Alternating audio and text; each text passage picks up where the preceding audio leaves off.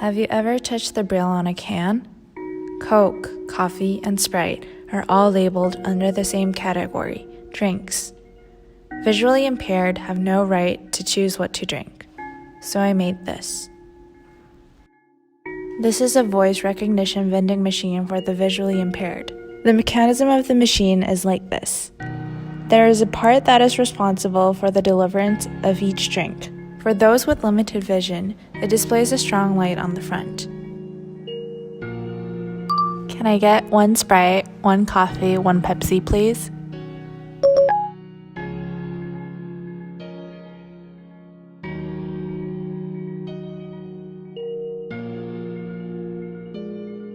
I would like to order 2 cans of coffee, please.